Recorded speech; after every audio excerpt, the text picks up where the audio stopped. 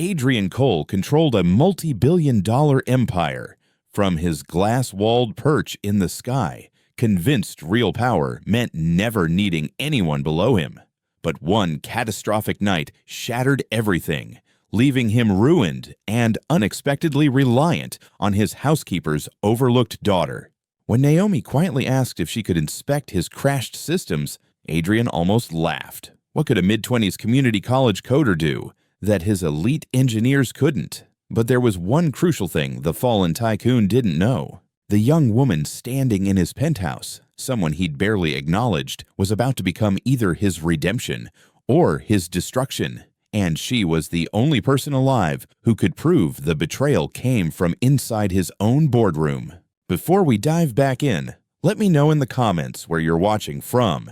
And if these kinds of stories keep you hooked, don't forget to subscribe so you never miss the next episode. Adrian Cole faced the floor-to-ceiling windows of his corner office, 63 stories up, surveying the metropolis that had turned him into a legend. His reflection stared back, impeccable charcoal suit, salt and steel hair styled with surgical precision. Far below, streets churned with people who would never know what it felt like to command a tech conglomerate worth billions. He smirked faintly, swirling whiskey in a crystal tumbler. This was his kingdom, raised from nothing but ambition and calculated ruthlessness.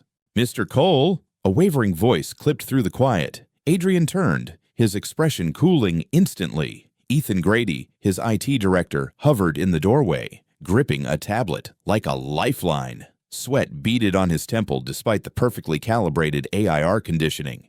"This better be critical, Grady. I finalized the Kingsley acquisition in 20 minutes. Ethan stepped farther in, swallowing. "Sir, it's about the new AI engine. Our security team flagged unusual activity. It could be a breach. We're seeing anomalous behavior in the core." Adrian set his glass down with a soft click. "Could be a breach." Ethan nodded nervously. "We aren't fully sure yet, but the patterns are alarming. I recommend a full diagnostic before launch. Pause tomorrow's rollout until we're confident everything's clean."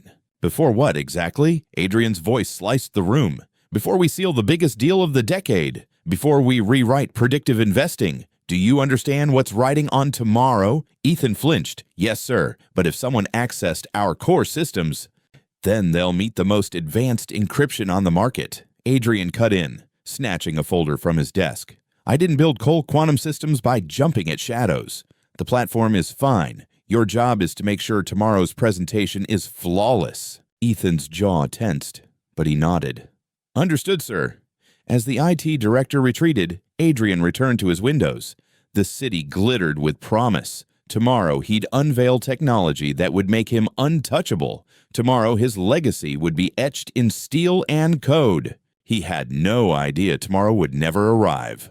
That night, Adrian worked late, combing through projections and investor portfolios. His assistant had gone hours ago. The cleaning crew had finished, leaving the tower humming with the low murmur of after-hours ambition. Alone with his empire, exactly how he liked it, Adrian tapped through encrypted dashboards. At 11:47 p.m., his monitor flickered. He frowned, tapped a key. The screen went black, then exploded with red alerts and cascading error messages, piling faster than he could read. His phone vibrated violently across the desk. "Cole," he answered sharply. "Sir, we've got a situation," Ethan blurted, voice taut. "The servers are collapsing, all of them." Adrian's blood ran cold. "What do you mean, all?" "Every system tied to the AI engine. They're failing in sequence. We're trying to contain it, but it's spreading like wildfire. This is the breach I tried to warn you about." Adrian was already on his feet, grabbing his jacket and heading for the private elevator. "I'm coming down. No one leaves."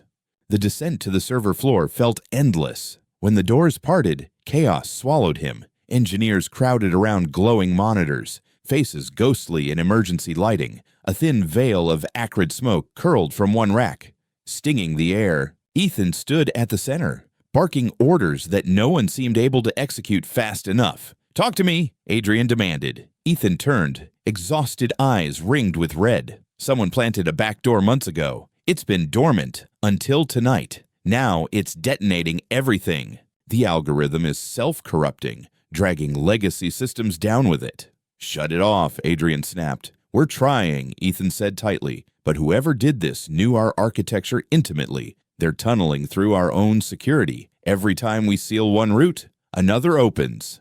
He yanked up a display showing code spilling like a waterfall. "And it's not just destruction. They're copying data as they burn it." Adrian felt the room tilt. "Copying it where?" "We haven't traced the endpoint yet. But your algorithm, investor files, proprietary frameworks, everything's streaming out. By the time we chase it, they'll already have it all." Night stretched into a brutal dawn as Adrian watched his empire cannibalize itself. By 6 a.m., the devastation was undeniable. Overloaded racks had burned out. Critical data sets were corrupted beyond salvage. Worst of all, the competitors began receiving mysterious packages containing Cole Quantum's most guarded trade secrets. News vans appeared outside the building before breakfast. Adrian stared from his office as satellite trucks multiplied like mold across the plaza. His phone never stopped ringing. Investors, board members, reporters, all demanding explanations he didn't have. His assistant hovered at the doorway, clinging to a stack of messages she was afraid to deliver. "Mr. Cole," she said quietly, "the board called an emergency session. They're saying—" She trailed off, eyes dropping. "Eyes. Saying what?" he pressed. "They're saying you need to step down." The meeting was a bloodbath. Adrian sat at the head of the table he'd dominated for 15 years, facing men and women he'd mentored, promoted, trusted. Their faces were cool, distant, already decided. Marcus Lang spoke first, tall, polished, his smile perpetually practiced. He'd been Adrian's right hand since their startup days. "Adrian, we all respect what you've built," Marcus began. "But this disaster happened on your watch. Investors are fleeing. Our stock dropped 40% overnight. We need decisive action." "Decisive action," Adrian repeated, voice dangerously soft. "Or a convenient scapegoat." "Don't make this emotional," another director cut in. "This is about protecting the company." "The company I created," Adrian shot back. Marcus leaned forward, expression sympathetic but hard. "The company that just hemorrhaged billions," he said smoothly. "We're offering you a generous exit package. Take it. Walk away with your reputation as intact as possible." Adrian scanned their faces, seeing the truth. They weren't giving him anything. They were stripping him of everything.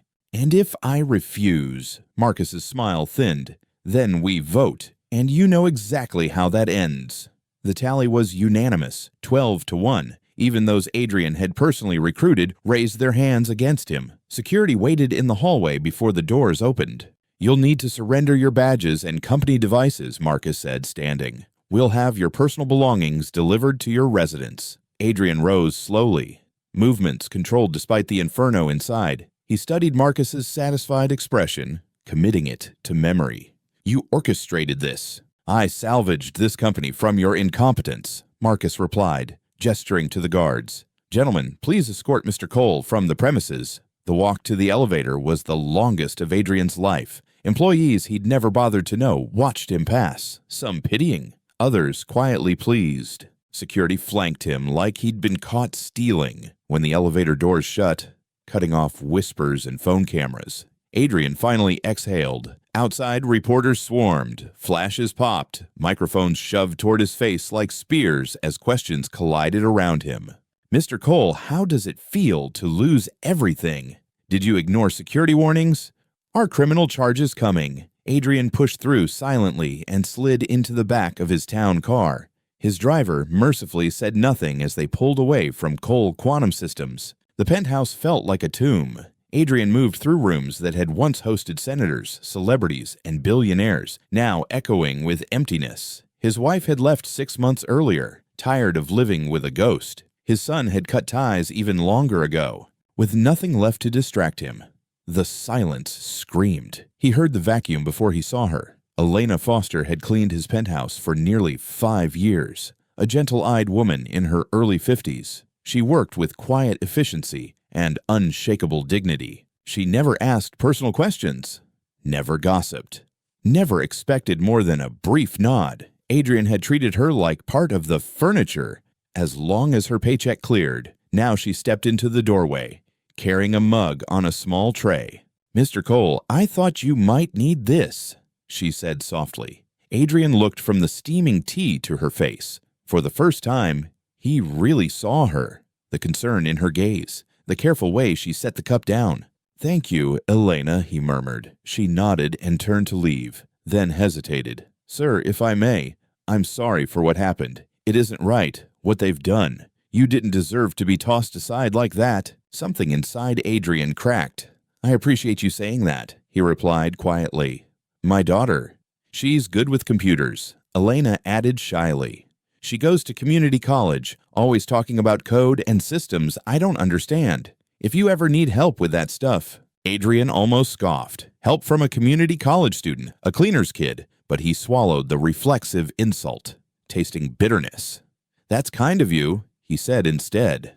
Elena left him alone with his tea and the ruins of his life. Adrian didn't sleep. All night he sat in his home office, staring at financial statements spelling absolute annihilation. Investor lawsuits would drain whatever assets remained. His accounts were frozen pending investigation.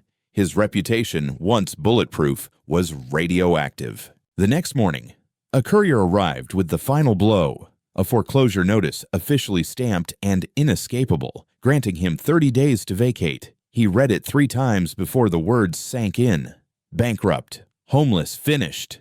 Voices drifted from the kitchen. Elena was on the phone, speaking in a low, worried tone. No, sweetheart, it really is that bad. But he's a good man under it all. He's just lost right now. I'm scared he's alone in this huge place. Yes, I'll be careful. Love you too. That evening, Adrian sat in the dim living room with a bottle of scotch, watching the city lights smear together. His laptop glowed on the coffee table, empty desktop taunting him. He tried accessing old backups, shadow servers, anything that might salvage a fragment of his empire. Every path was blocked, wiped, or corrupted. He didn't hear footsteps until someone spoke. Mr. Cole? Adrian turned. A young woman stood in the archway. Mid-20s, sharp eyes, natural curls pulled into a neat bun, jeans, simple sweater, laptop bag slung over one shoulder. Elena's daughter, clearly. My mom's worried about you, she said plainly. She asked me to stop by after class. I'm fine, Adrian muttered. With respect, sir. You don't look fine. She stepped closer, glancing at the laptop. Is that what's left of your system? The one that imploded? What's left of it, he admitted. There was a short pause. Mr. Cole, maybe I could take a look. The suggestion hit like a slap. He almost laughed. This kid, who probably learned Python from YouTube, thought she could solve what his elite team couldn't, but her expression wasn't arrogant or pitying, just calmly confident. I doubt you can help, he said, though the words lacked conviction. She didn't flinch. Maybe, maybe not, but it can't get worse, right? Adrian studied her, then gestured toward the chair beside him. Knock yourself out. The next morning, Elena arrived early, her spare key jingling in the lock. She'd long made a habit of arriving before Adrian woke, brewing coffee and restoring order to whatever chaos he'd created overnight.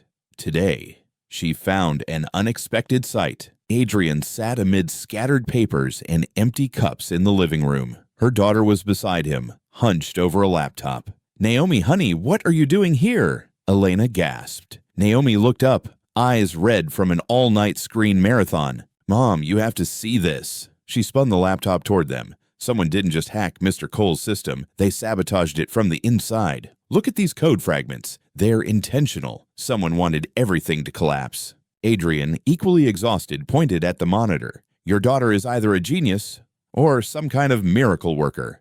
I haven't decided which. Elena stepped closer, torn between pride and fear. Naomi, you have class this morning, she reminded gently.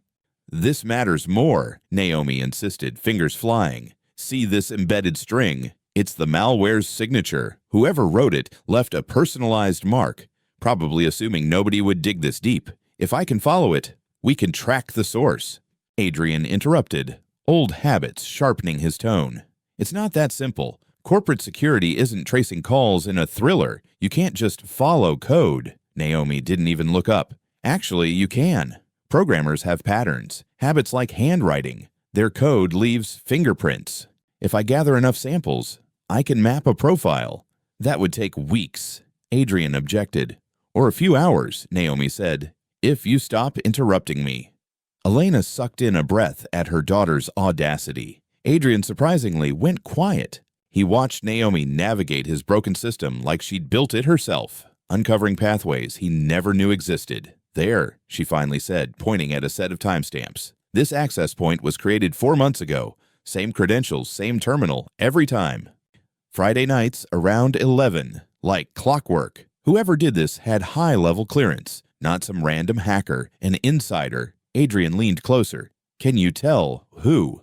Not yet, she replied, but I can see when they logged in, what they touched, when they planted the malware. A calendar overlay appeared. See the pattern. Every hit routes through one office machine. She tapped the label. Terminal ID matches Marcus Lang's private workstation. Adrian's breath caught. Marcus, my business partner. Former partner, Naomi corrected gently. Adrian's mind spun. Marcus's eagerness to push him out. The perfectly timed board vote. How prepared everything had seemed. He set me up. Naomi nodded. Looks that way, but proving it will be harder. The code's sophisticated. He covered most of his tracks. Just not all of them, Adrian said, feeling something like hope stir. You found his signature. There must be more. Maybe, Naomi replied, rubbing her eyes. But this isn't just about catching him. If Marcus has your algorithm, he's probably already weaponizing it. By the time we expose him, he could build a new empire on your stolen tech. The truth stung. Adrian paced. Then we move fast. Can you keep digging? Naomi glanced at her mother. Elena's face tightened with worry. Honey, maybe leave this to professionals.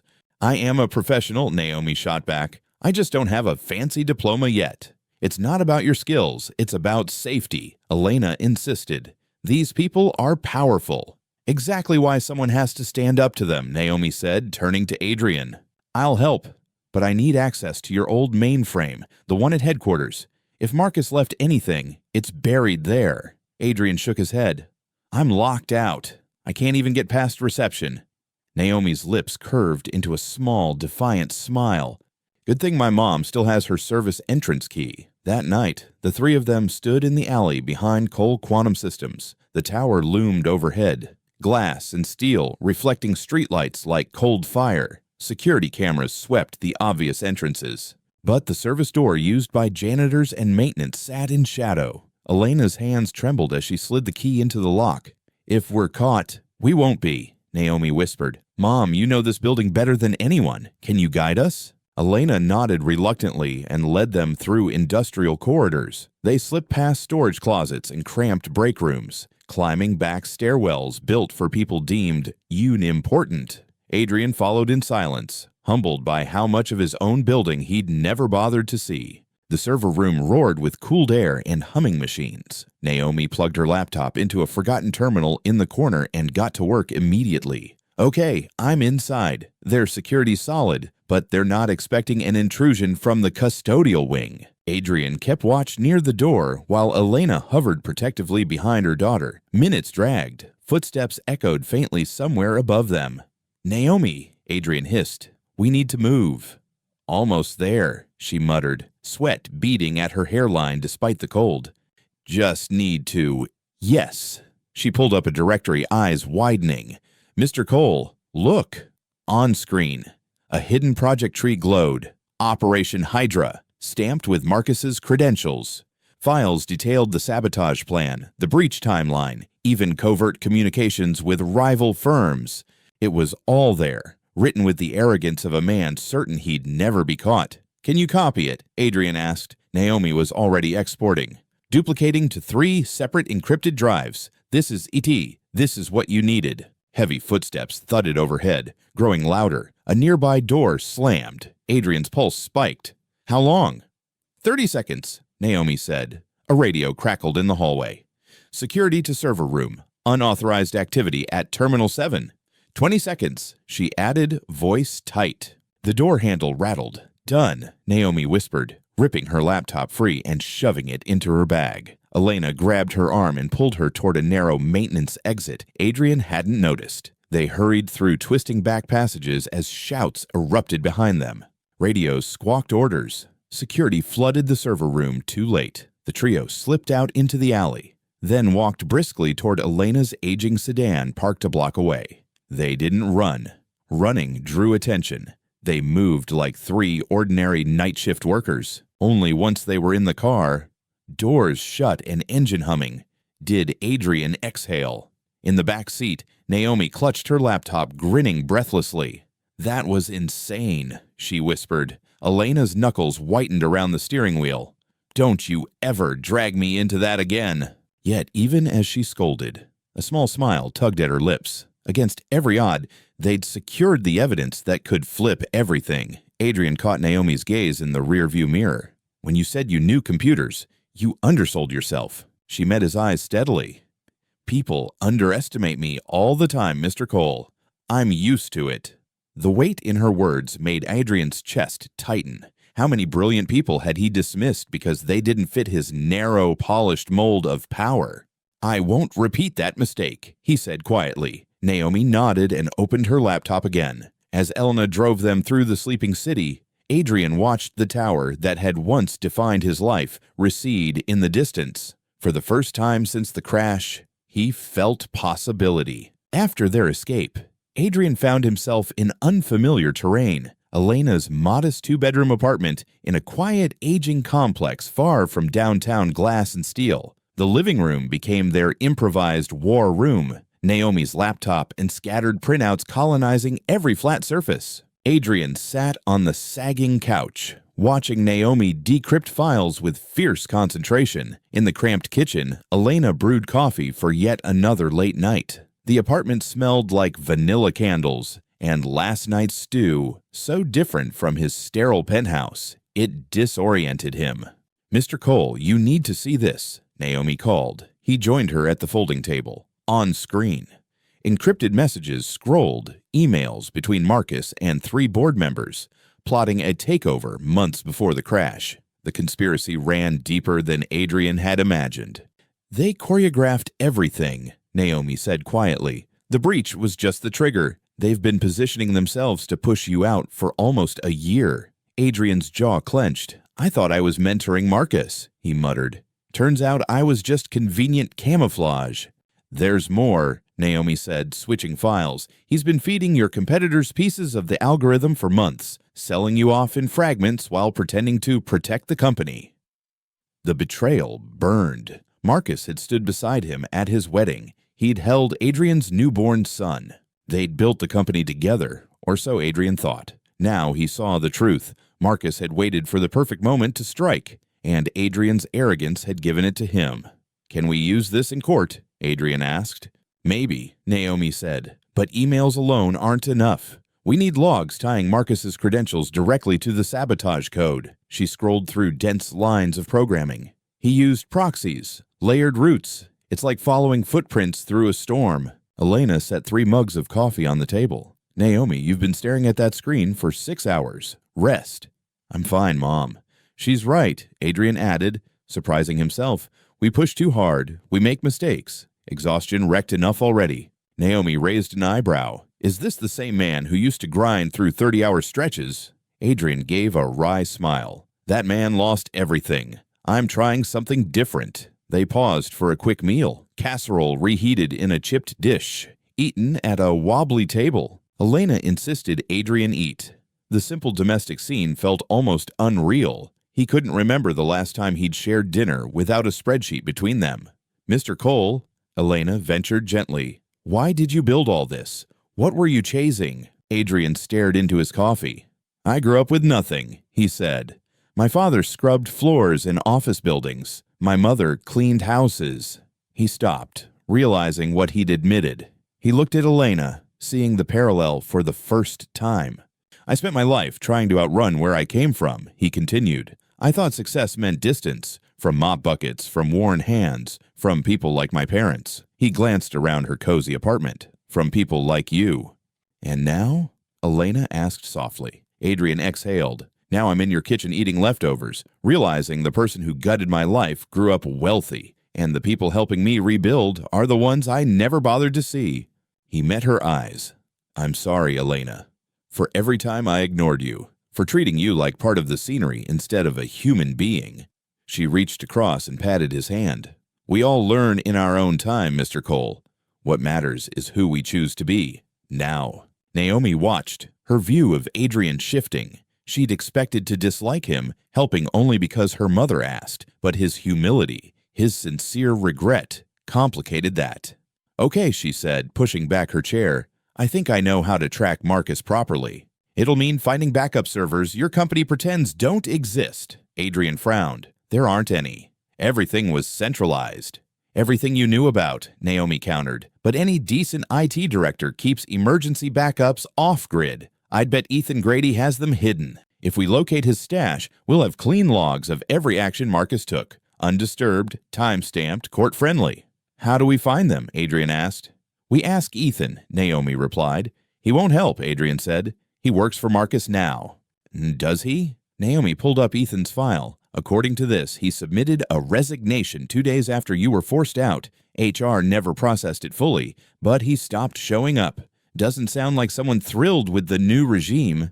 The next morning, they tracked Ethan to a small, independent coffee shop downtown. He sat alone in the corner, dark circles under his eyes, fingers whirring a cardboard cup. When Adrian approached, Ethan stiffened, guilt and fear flickering across his face. "Mr. Cole, I'm not here to yell," Adrian said, sliding into the chair opposite. "I need your help." Ethan glanced nervously around. "I can't be seen with you. Marcus made it very clear what happens to anyone who crosses him." "Did he threaten you?" Adrian asked. Ethan's silence answered. Naomi took the seat beside Adrian. "Mr. Grady, do you have off-site backups? Somewhere Marcus doesn't know about?" Ethan blinked. "Who are you?" "Someone trying to fix what your boss destroyed," she said. "Those backups could hold evidence Marcus can't scrub. We need access." Ethan's hands shook. "If I help and Marcus finds out, I'm done. Not just fired, blacklisted. I'll never work in tech again." "And if you don't," Adrian said quietly, "you'll live knowing you let him get away with it. You tried to warn me. I ignored you. That's on me, but you have a chance to make this count. Don't let fear decide." Ethan stared into his coffee for a long moment, then scribbled on a napkin. "There's a storage facility in Newark, Unit 247. Backup arrays there. You'll need this code." He wrote a long numeric string beneath the address. "Thank you," Adrian said earnestly. "I should have done more," Ethan whispered. "I saw the access patterns changing. I should have forced you to listen." "We both failed," Adrian said. "Let's make sure that failure leads somewhere better." The storage facility was a hulking concrete block in a forgotten industrial strip, the kind of place people left things they didn't want found. They located Unit 247 on the 3rd floor. Inside, amid dusty boxes and old furniture, 3 server towers hummed quietly in the gloom. Naomi got to work immediately, tethering her laptop to the first tower. "This is everything," she breathed. "Every email, access log, code push from the last 2 years." "Can you prove Marcus planted the malware?" Adrian asked. "Give me some time." Naomi's fingers flew. "I need to cross-reference these logs with the malware signature, line them up with Marcus's credentials and session windows. It's like assembling a 1,000-piece puzzle blindfolded." Hours crawled. Elena fetched sandwiches from a deli down the street. Adrian paced the cramped unit, feeling useless for the first time in his life. He'd always been the smartest person in the room. Now, everything depended on a self-taught coder in her mid-20s. "Got it," Naomi finally said, voice vibrating with adrenaline. "Mr. Cole, come here." On screen, a clean timeline charted every one of Marcus's moves, each unauthorized access, each file, alteration, every covert message to outside firms. The evidence was exhaustive and undeniable. Marcus had dismantled Cole Quantum from within, sold its secrets, and orchestrated Adrian's fall with surgical accuracy. "Will this hold up in court?" Adrian asked. "It should," Naomi replied. "These are official company logs, time-stamped. If we verify the backup's authenticity, this is devastating." For the first time in weeks, hope felt solid rather than fragile. Adrian looked at Naomi, this extraordinary young woman who'd stepped into his wreckage and refused to back down. Humility washed over him. "Naomi," he said carefully, "when this is over, when we expose Marcus, I want to rebuild. Not the same soulless machine. Something better. Something that matters." He took a breath. And I want you as my partner, not an assistant, not an employee, a true equal in whatever comes next. Naomi stared, stunned. Mr. Cole, I haven't even finished my degree, she protested. You don't need a framed certificate, Adrian said. You need integrity and vision. You've got both. I spent decades thinking success meant corner offices and private jets. I was wrong. He glanced at Elena, whose eyes shone. Real success means building something worthwhile with people who actually care about the impact. Will you help me do that? Naomi looked to her mother. Elena nodded, tears slipping free. This is your call, sweetheart. I'm proud either way. I don't trust corporate culture, Naomi admitted. I've watched what it does. It chews people up. Then help me create a version that deserves your trust, Adrian said. No shark-filled boardrooms, no crushing competitors just because we can. Just honest innovation with real guardrails. If I rebuild, I want to do it right. Naomi extended her hand. Equal partners, equal say on every decision. Adrian clasped it firmly. Equal partners, he agreed. Over the next 2 weeks, they camped at Elena's apartment, refining evidence and crafting their case. Adrian reached out to a lawyer he respected, someone who'd left corporate defense work for civil rights because, as she'd once joked, she wanted to sleep through the night. Monica Hale listened to their story, fury sharpening her usually calm features. Marcus Lang did all this, she asked. I always knew he was ambitious, but this is criminal. Can we win? Adrian asked. With this evidence? Yes, Monica said. But you need to be ready. Marcus will go scorched earth. He'll attack your sanity, your competence, your past. Let him, Adrian replied. I've already lost everything that mattered. Not everything, Monica said, eyes flicking to Naomi. He'll come after you too. He'll say you hacked company property, planted evidence, tried to extort him. It won't be pretty. Naomi lifted her chin. I can handle it. I hope so, Monica said, because once we file, there's no backing out. They filed the suit the next day. The media explosion was immediate. Disgraced CEO alleges conspiracy. Cole fights ex-partner over sabotage claims. Tech feeds lit up. Marcus held a press conference hours later, standing before reporters with the wounded dignity of a falsely accused saint. These allegations are absurd, he declared. Adrian Cole is a desperate man inventing scapegoats for his own mismanagement. The courts will see through this. Behind the scenes, though, Marcus panicked. His lawyers flooded the court with motions to suppress the logs, claiming the servers were accessed illegally. They argued Naomi had no authority to retrieve corporate data, that Adrian's privileges were revoked, that the evidence was tainted. They're scared, Monica said in a strategy meeting. Innocent people want more evidence. Guilty ones try to bury it. A preliminary hearing was set for 6 weeks out. While they waited, Adrian and Naomi started rebuilding in the only way that felt right, small and honest. They contacted laid-off Cole Quantum staff, engineers, designers, analysts. We can't pay you yet, Adrian told the group gathered in Elena's living room. At all, honestly, but I can offer equity in something new, something anchored in integrity, not ego. If you believe in second chances for this tech and for ME, help us build it. To his surprise, many stayed. They worked first from Elena's apartment, then from a rented garage when space ran out. Naomi led technical development while Adrian handled business, this time listening more than speaking.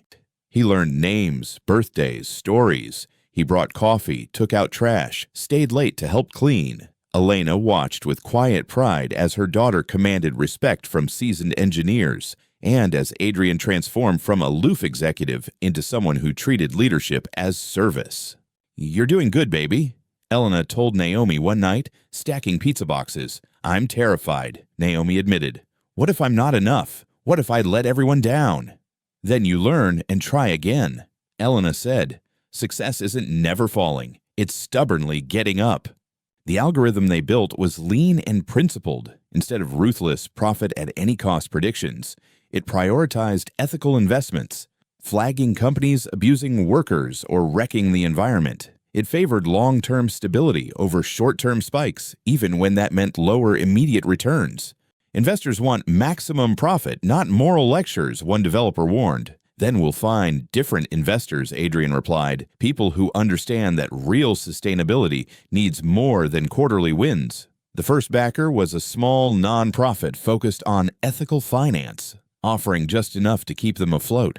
A tech blogger spotlighted their project, praising their blend of advanced modeling and ethics. The piece went viral, drawing curious investors and supporters. Momentum built just as the court date loomed closer, and on the morning of the trial, everything came to a head. The day dawned unnaturally cold, as if the city sensed what was coming. Adrian stood before his hotel mirror, adjusting a borrowed tie, looking leaner, older, but more present than the billionaire who once ruled boardrooms. In court, Marcus's attorney rose smoothly. "Your Honor, what we have here is not conspiracy," he began, "but a fallen executive spinning fantasies to escape responsibility. We'll present time-stamped logs, internal messages, and forensic data proving Mr. Lang intentionally seeded malware, leaked trade secrets to rivals, and engineered Mr. Cole's ouster from the very company he created," Monica told the jury. She moved toward the jurors, meeting each gaze.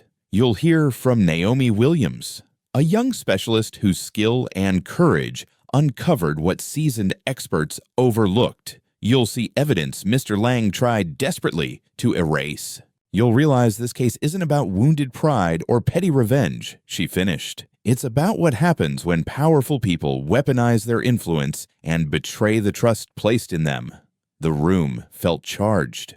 The first day focused on pure technical groundwork, cybersecurity specialists outlining server logs, encryption layers, and the breach timeline. Adrian watched Marcus carefully, noting how his former partner sat relaxed, occasionally whispering to his lawyer, radiating smug confidence. Day 2 brought human witnesses. Former Cole Quantum employees described Marcus's behavior before the crash, his sudden fascination with security systems, secretive after-hours logins, and closed-door meetings that somehow never included Adrian. Patterns emerged, subtle but unmistakable.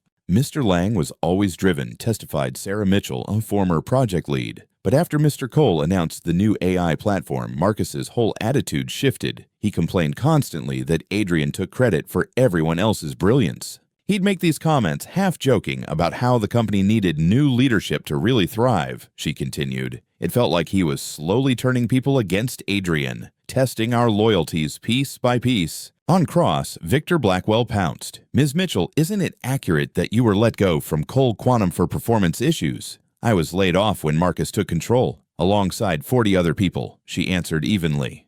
"Laid off, fired. Call it what you like," Blackwell said smoothly. "You resent Mr. Lang, don't you?" Sarah's jaw tightened. "I resent being collateral damage in his plan to steal a company," she replied, voice steady. The back and forth turned brutal. Blackwell twisted words, highlighted inconsistencies, pushed every witness until their confidence frayed. By afternoon recess, strain etched the faces of those who'd come to support Adrian's case. That was exactly Marcus's strategy. "They're trying to grind us down," Naomi murmured during a hallway break. "Make everyone so exhausted they'd rather forget than fight." Adrian nodded. "Then we refuse to break. Tomorrow you testify. Show them what real backbone looks like." That night, Marcus's camp escalated. When Adrian returned to his hotel, an unmarked envelope waited under the door. Inside, a single glossy photo showed Naomi leaving a campus bar, framed to look compromising. A typed note accompanied it: "Withdraw your lawsuit, or the world learns about your employees' extracurricular activities." Adrian's hands trembled with anger. He called Monica immediately. Within half an hour, she arrived with Naomi and Elena. Naomi studied the image under the lamp. "It's doctored," she said flatly. "The face is mine, but the body, lighting, proportions, they're wrong. Someone spliced my head onto another woman's photo." "Can you prove that?" Monica asked. "Easily," Naomi replied. "But that's not really the point, is it? This isn't about truth. It's psychological warfare. They want fear to do what evidence couldn't." "They threatened you," Adrian said, voice tight. "They're coming after you personally because they know you're our linchpin. And we'll make them regret it," Monica said, sliding the envelope into a folder. "This is witness intimidation, clear as day. We bring it to Judge Morrison first thing," she added. Across the room, Elena stayed silent, worry etched deep. Maybe we should reconsider, she whispered. These people are dangerous, Naomi. They don't fight fair. If we walk away now, they win forever, Naomi said, taking her mother's hands. They'll keep crushing anyone who resists, because everyone's too scared. You raised me to stand up when something's wrong. That hasn't changed. Tears glistened in Elena's eyes as she hugged her daughter tight. I know, she said hoarsely. I just wish the world wasn't so brutal to people trying to do the right thing. The next morning, Monica presented the envelope in chambers, both legal teams present. Judge Catherine Morrison's expression turned icy as she examined the photo and note. Mr. Blackwell, she said, voice like steel, does your client know anything about this? Absolutely not, Your Honor, Blackwell replied smoothly. This is clearly the act of some fanatic supporter, not. Spare me, the judge snapped. You have until close of business to identify the source. If anyone linked to your team is involved, I'll refer criminal charges. Are we perfectly clear? She added. Yes, Your Honor, Blackwell muttered. Judge Morrison surveyed the room. Let me be explicit. Any further attempts to menace or manipulate witnesses will bring immediate sanctions. This is a courtroom, not a back alley brawl. When Naomi took the stand later that morning, tension crackled in the air. She wore a simple navy dress, curls pulled back, minimal makeup Elena insisted on to offset the harsh camera lights. She looked young, but unshaken. Her hands were steady as she swore the oath. Monica began gently, establishing Naomi's background. Ms. Williams, tell the court about your studies in computer science. I'm in my 3rd year at a community college, Naomi replied clearly. My focus is computer systems and cybersecurity. I've also completed multiple advanced online certifications in network defense and digital forensics. What first drew you into this field? Monica asked. A small smile tugged at Naomi's mouth. When I was 15, my mom's bank account got hacked, she said. We lost $300 we desperately needed. I started teaching myself tech basics so I could track what happened. I traced the breach, turned everything over to the FBI, and we eventually got reimbursed. That experience hooked me. I realized understanding digital systems meant protecting people like my mom. How did you become involved in Mr. Cole's case? Monica asked. My mother cleans his home, Naomi answered. After his company imploded, she worried about him and asked me to see whether anything from his system could be salvaged. Once I started digging into the corrupted data, it was obvious the failure wasn't random. The collapse wasn't some unfortunate glitch. It was engineered, meticulous, deliberate sabotage, not an accident. She spoke plainly, without dramatics. Monica guided her step by step through the technical trail, how she identified the malware signature, traced access routes, and built a timeline of Marcus's actions. Naomi translated jargon into clear, relatable analogies, never talking down to the jury. She stayed calm, concise, and precise. When Monica finished, the jury genuinely seemed to understand the digital puzzle. Then Victor Blackwell rose, adjusting his cufflinks, expression oozing condescension. Ms. Williams, he began, you're 21, correct? Yes, Naomi answered, and you attend a community college, not say MIT or Stanford. That's right, she replied evenly. You couldn't afford a 4-year university, could you? Objection, Monica snapped. Relevance? Establishing qualifications, Your Honor.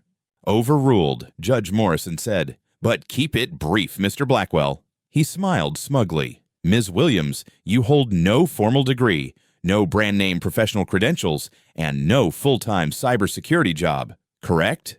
I hold multiple advanced online certifications, Naomi said. Self-paced courses anyone with a laptop can complete, Blackwell countered. Not quite equivalent to a top-tier degree, wouldn't you agree? Naomi's face didn't flicker. Some of the world's best engineers are self-taught. Paper credentials don't guarantee competence. Results do. Results, Blackwell echoed with a chuckle. You're testifying about incredibly complex enterprise systems based largely on training from online content. Tell me, Ms. Williams, who's compensating you for this testimony? No one, Naomi replied. I'm not being paid. Really? Blackwell pressed. Because you're listed as a partner in Mr. Cole's new venture, Amara Technologies. That sounds like generous payment in exchange for painting my client as a villain. I'm a partner because I helped design and rebuild the technology, Naomi said. Not because I agreed to testify. That decision came later.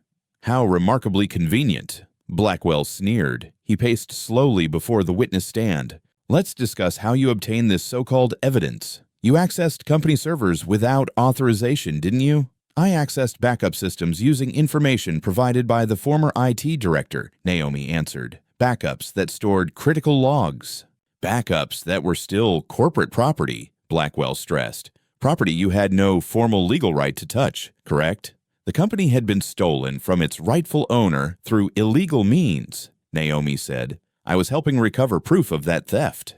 That isn't your call to make, Blackwell snapped. You're not an attorney, a judge, or federal law enforcement. You're a young woman playing vigilante hacker, barging into protected systems because you assumed you knew better. Murmurs rippled through the gallery. Judge Morrison rapped her gavel. Mr. Blackwell, tone, she warned. He pivoted. Your mother works for Mr. Cole as a housekeeper, correct? I imagine she was devastated when his fortune vanished. Did she beg you to help him? Maybe suggest there'd be financial gain if you could fabricate a convenient conspiracy. Naomi's composure finally shifted, not with anger, but with fierce conviction. My mother is the most honest person I know, she said. She taught me character is measured by what you do when nobody's watching. She's spent decades cleaning up after people who never bothered to learn her name. She deserves better than your insinuations. So no, Naomi continued, voice steady. She didn't push me to lie. She raised me to tell the truth even when it's dangerous or inconvenient. That's exactly what I'm doing right now. The room fell silent. Even Blackwell looked momentarily unsettled. Naomi pressed on. You're right that I'm young. You're right I don't have prestigious diplomas. But I read code the way musicians read sheet music. I see patterns where others see gibberish. What I saw in Cole Quantum Systems wasn't random. It was intentional sabotage, with Mr. Lang's digital fingerprints embedded throughout. You can attack my resume all day, but it doesn't change what the data reveals. Blackwell stiffened. No further questions, he said, retreating. Monica rose for redirect. Ms. Williams, could you explain to the jury what a digital signature is in programming terms? It's like a fingerprint in code, Naomi answered. Every developer has quirks. How they name variables, structure functions, comment their work, handle errors. Those habits form a pattern, as unique as handwriting. And did you find Mr. Lang's digital signature in the malicious code? Monica asked. Not once, Naomi said. Dozens of times across multiple modules, all time-stamped during periods when Mr. Lang alone had high-level access. How likely is it someone else perfectly mimicked his style at precisely those times? Statistically, Naomi replied, the odds are essentially zero. Monica displayed enlarged code samples on screens around the courtroom, highlighted sections glowing. Ms. Williams, walk us through what the jury is seeing. These are 3 separate malware segments planted months apart, Naomi explained. Notice the identical variable patterns, same comment phrasing, same unusual error handling structure. This isn't random similarity. It's one coder repeating their style again and again. Jurors leaned in, squinting at the highlighted lines. Even those without technical backgrounds could see the repeating shapes and phrases. Thank you, Ms. Williams, Monica said. No further questions. Naomi stepped down, passing close to Marcus's table. Marcus glared at her openly now, polish gone, resentment blazing. Naomi met his stare without hesitation, then took her seat beside Adrian. You were extraordinary, Adrian whispered. I just told the truth clearly, she replied. That's all. The trial stretched 3 more days. Independent experts corroborated Naomi's analysis. An FBI cybercrime agent testified the backup logs were authentic and properly preserved. Former staff described Marcus panicking after the breach, frantically purging drives and shredding documents. When Marcus finally testified, Monica dismantled his story piece by piece. Every excuse clashed with hard evidence. Every alibi unraveled. He claimed the logs were forged, but couldn't explain how. Suggested Adrian framed him, but offered 0 actual proof. By the time he stepped down, even his own attorneys looked shaken. Closing arguments were crisp. Monica laid out a simple, devastating timeline of betrayal backed by irrefutable records. Blackwell tried to conjure doubt, but his arguments felt thin. Judge Morrison instructed the jury carefully and sent them to deliberate. 24 tense hours later, they returned. "Have you reached a verdict?" she asked. "We have, Your Honor," the foreperson replied, holding a folded sheet of paper. "On the charge of corporate sabotage, how do you find the defendant?" "Guilty." "On the charge of theft of proprietary information?" "Guilty." "On the count of fraud?" "Guilty." The courtroom erupted in shocked whispers and gasps. Marcus went almost gray, knuckles white on the defense table. His lawyers scrambled, muttering about appeals. But Judge Morrison's gavel cracked sharply.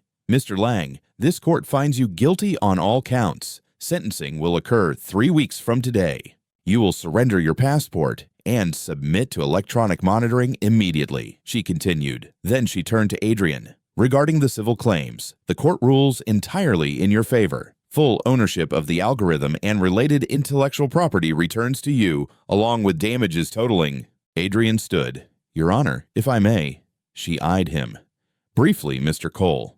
"I don't want the damages," he said.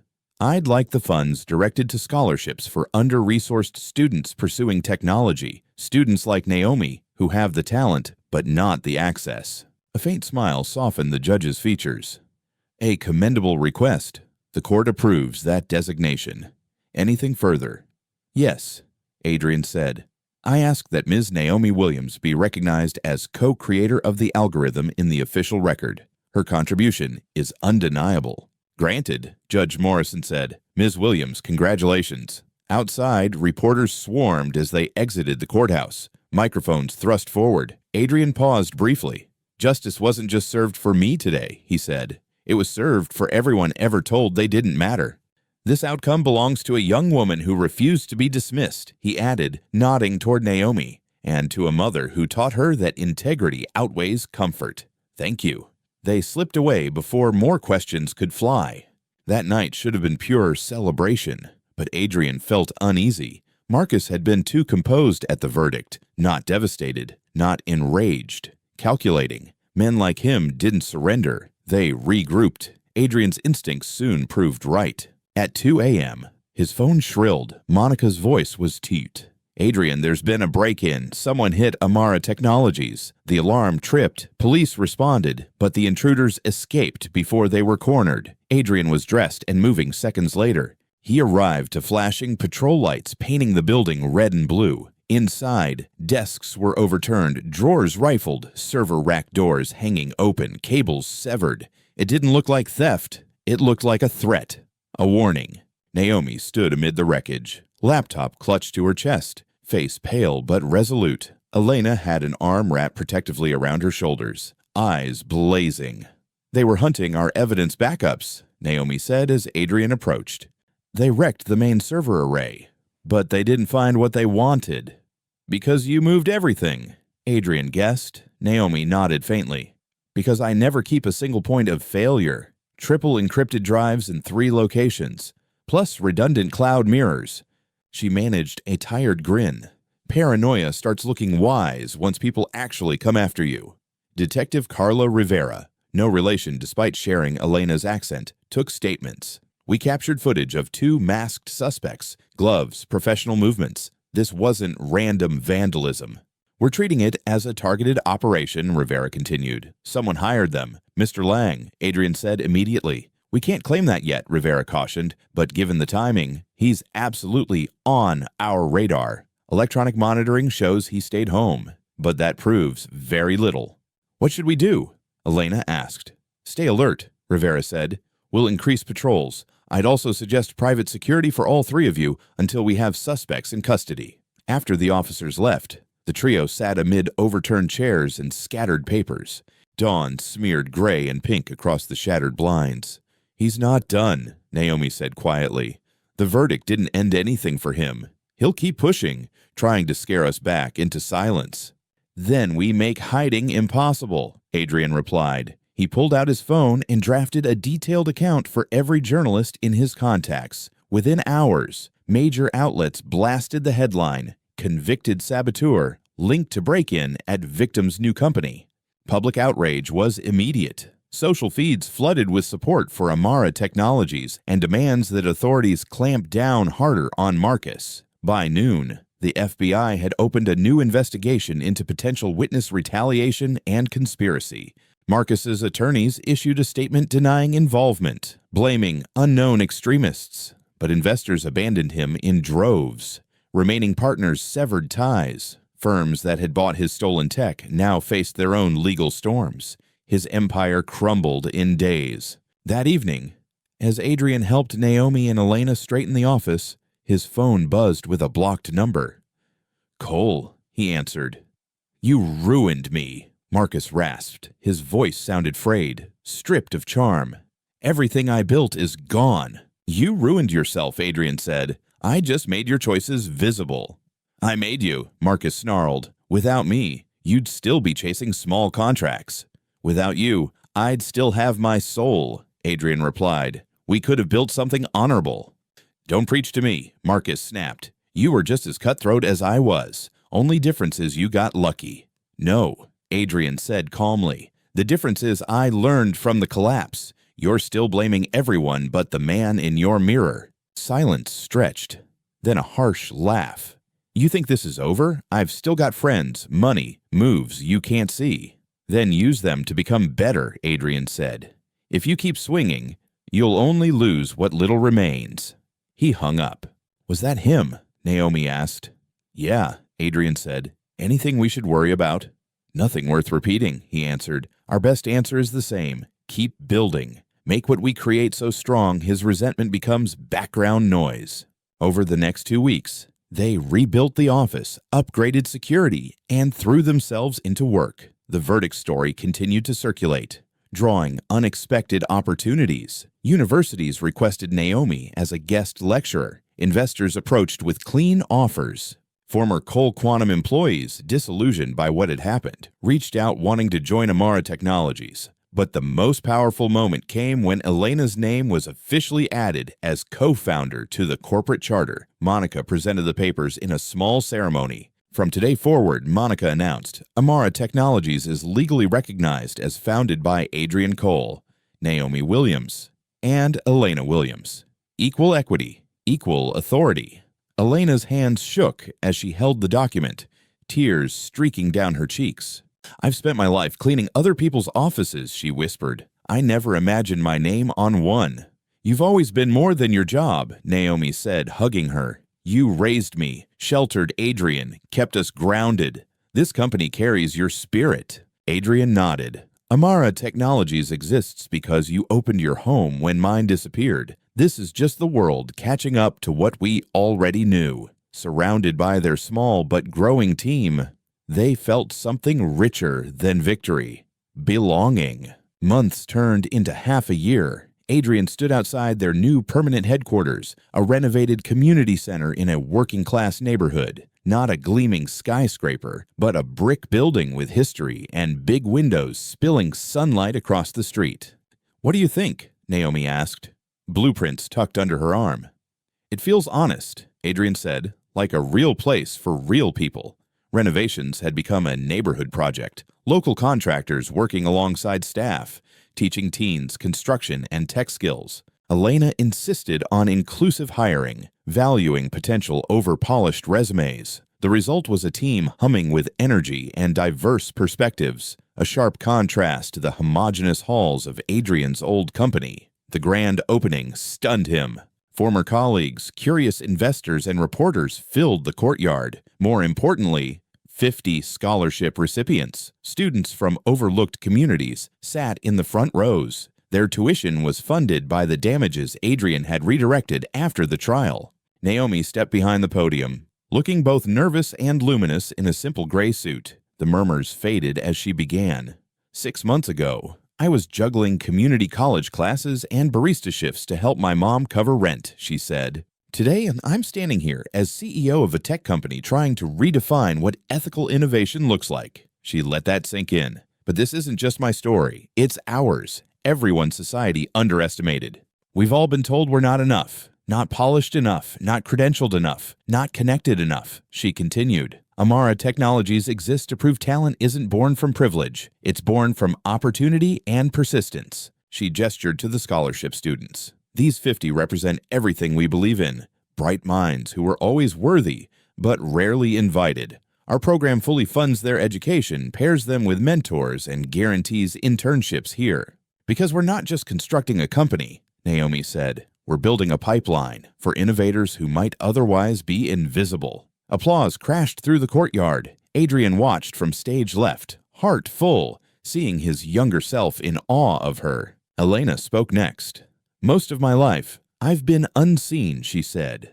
I cleaned offices when they were empty, wiped desks for people who never learned my name. The world treated my work as disposable. But my daughter never saw me that way, she continued. And now, having my name on this building isn't about ego. It's a reminder that every person, no matter their job, deserves respect and recognition. She looked toward Adrian. This company is named Amara Technologies, not just for me, but for what the name stands for: dignity, respect, the belief that everyone deserves to be seen.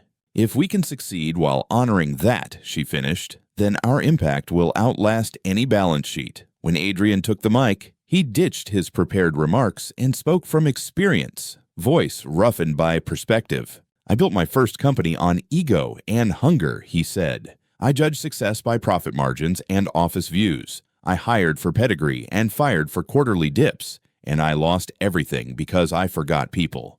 Companies don't thrive because of genius CEOs, Adrian continued. They thrive because of talented people pulling together toward meaningful goals. I had to watch my empire implode to finally understand that. He motioned to Naomi and Elena. These women pulled me out of my own arrogance, he said. They showed me leadership is service, that ideas are richer when they come from many voices, and that profit should follow purpose, not replace it. Amara Technologies will stand or fall based on whether we honor that, he concluded, and I promise you, we intend to. The crowd surged to its feet, applause echoing through the refurbished hall. Throughout the evening, people shared stories with Adrian. One young woman approached. Mr. Cole, I'm Emma Lawson. I used to be a junior attorney at Cole Quantum. He frowned slightly. I'm sorry, I don't quite... You wouldn't, Emma said kindly. You walked by my desk every day for 2 years without a hello. When I flagged contract irregularities, your assistant said you didn't have time for rookie concerns. Shame tightened Adrian's chest. I was unbelievably arrogant, he said. Emma shrugged. So was I. I thought success meant clawing upward at any cost. I left corporate law after your trial, joined a civil rights nonprofit. I make less, but I sleep. So why come tonight? Adrian asked. To see if you'd changed, Emma replied. She glanced around at the diverse crowd, scholarship students, local families. Turns out, you really did. That gives me hope for all of us. Similar conversations unfolded all night. Ex-employees spoke about reevaluating their own choices. Investors discussed shifting funds toward mission-driven ventures. Students shared dreams with newfound confidence. Adrian felt something he'd never had at his old company: genuine connection. Later, he found Naomi in her office, surrounded by whiteboards dense with diagrams and code. You were phenomenal today, he said from the doorway. We were, she corrected, eyes still on her screen. This place belongs to all of us. What are you working on now? He asked. Next-gen safeguards, Naomi replied. If we're licensing our algorithm, I want ironclad guardrails so it can't be twisted into predatory tools. Our tech should protect people, not exploit them. Adrian settled into a chair. When we met, I pegged you as a bright kid who could debug my laptop. I never imagined you'd completely rewire how I understand leadership and success. Naomi finally looked up, smiling faintly. And I pegged you as another entitled billionaire getting what he deserved, she said. Turns out we misjudged each other. Maybe the big takeaway is we're all wrong until we really look. The first year flew. Their ethical AI drew steady interest. They licensed it only to companies that passed rigorous reviews. Several major corporations failed that test. Naomi refused to budge, despite the staggering checks they waived. We just walked away from $3 million, a financial advisor complained. And avoided selling our soul for it, Naomi replied. Their record with user data is awful. I'm not helping them optimize exploitation. Adrian backed her without hesitation. We reject any deal that clashes with our principles, he told the board. Non-negotiable. Some investors grumbled and left.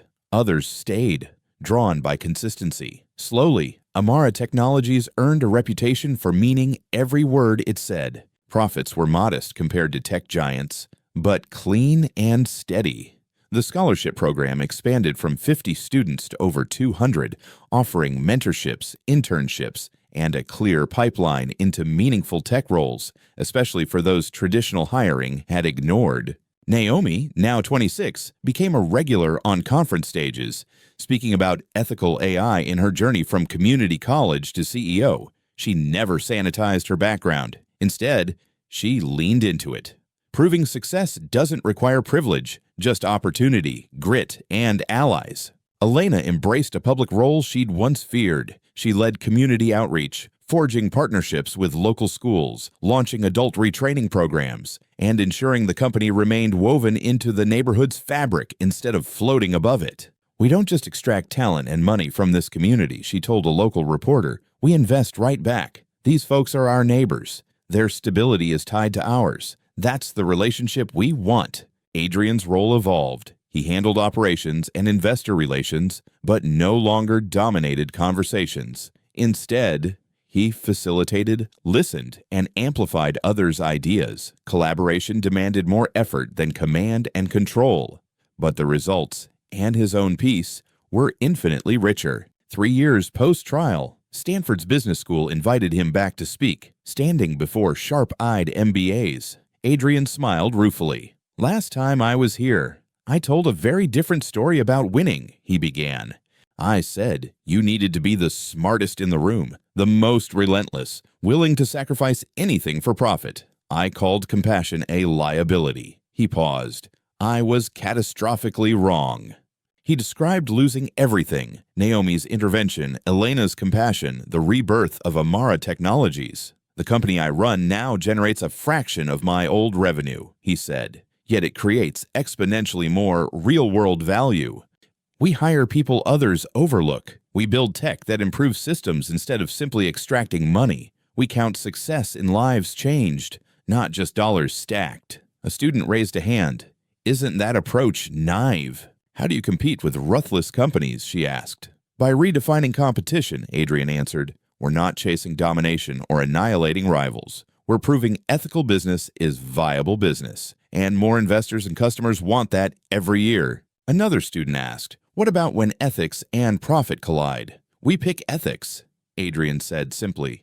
Interestingly, that choice often drives better long-term performance. Integrity attracts loyal customers, committed employees, and patient backers. Exploitation burns bright, then burns out. Afterward, students crowded around, asking how to build careers without abandoning their values. Adrian realized this generation was hungry for a different playbook, one that measured impact alongside income. He felt cautiously optimistic about where they might carry the torch. Meanwhile, Marcus received his sentence: 5 years in federal prison for sabotage, fraud, and IP theft. His assets were seized to repay damages. His name became a case study in business ethics courses nationwide, a cautionary tale. Adrian felt no triumph reading about it, only sadness. 2 men who could have built something extraordinary together had instead nearly destroyed each other. One learned from the fall, the other kept flailing downward. One afternoon, a letter arrived from Marcus's prison facility. It was short. Marcus admitted he'd acted from terror of being exposed as inadequate, of losing relevance, of watching Adrian realize he didn't need him.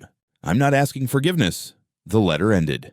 "I don't deserve it, but watching you rebuild with integrity has taught me more about leadership than decades in boardrooms ever did." Adrian filed it away, unanswered. Some journeys were solitary. 5 years after the verdict, Amara Technologies was considered a model for ethical innovation. Their AI engine was licensed by dozens of conscientious companies. Their scholarship initiative had aided over 500 students with remarkable graduation and placement rates. Naomi, now 26, graced major tech magazine covers not as a token face, but as a respected designer reshaping the field. She refused lucrative offers from mega corporations, telling Adrian they want optics. "Here, we actually live the values." Elena received civic awards for community uplift.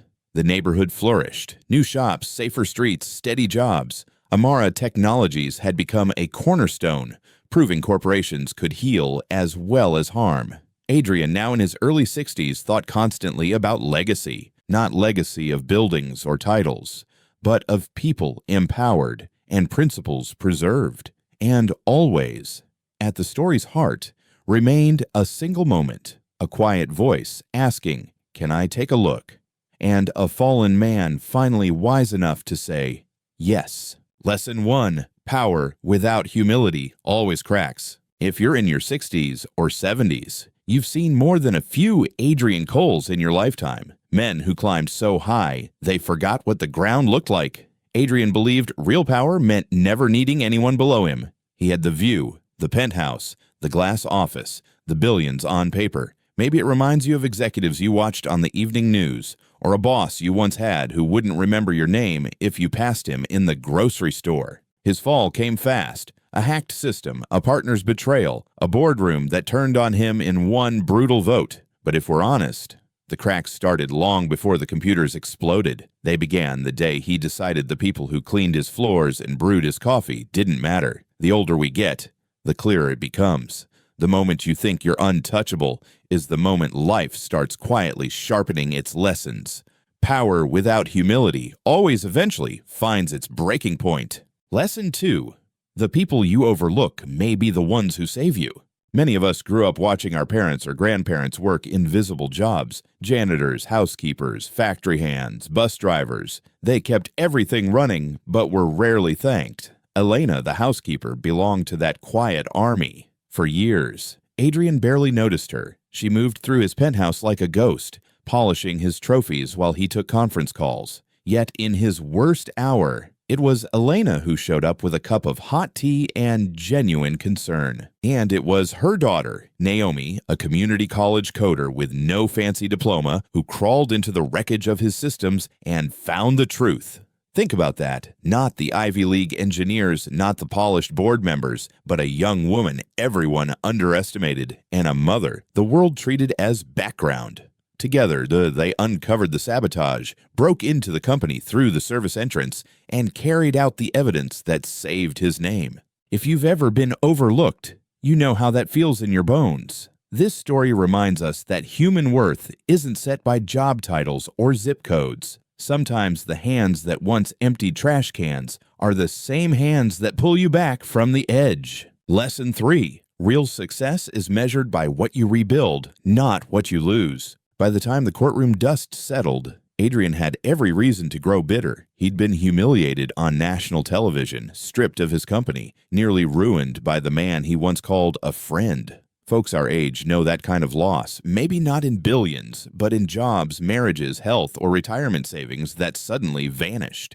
What makes Adrian's story different is what he chose to do with his second chance. Instead of chasing another skyscraper, he sat at a wobbly kitchen table in a modest apartment and started over with Naomi and Elena as equal partners. They built a new company that refused to sell its soul for a bigger check, turned down shady investors, and wrote ethical guardrails directly into their code. The damages he won in court didn't go to another sports car or vacation home. They funded scholarships for kids like Naomi, who just needed a shot. Years later, his legacy wasn't measured in square footage or stock price, but in hundreds of young people crossing graduation stages, in a neighborhood lifted by honest jobs, and in a company where the woman who once carried a vacuum now signs contracts as a co-founder. For those of us thinking about the mark we'll leave behind, Adrian's journey offers a gentle but firm reminder. What we cling to will die with us, but what we choose to rebuild with integrity can outlive us by generations. Conclusion: the story we hand to the next generation. If you're over 65, you've already handed down recipes, family stories, maybe a favorite set of tools or a quilt. But the most powerful inheritance isn't in a safety deposit box. It's the values our children and grandchildren see us living. Adrian's fall and redemption, Naomi's courage, and Elena's quiet strength show a pattern many elders recognize. Life will knock us flat, sometimes through no fault of our own.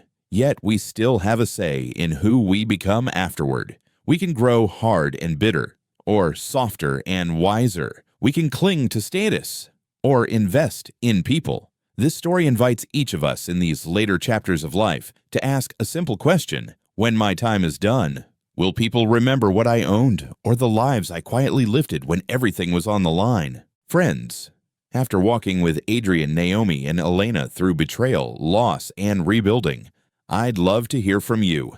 At this stage of your life, what does real success mean to you now?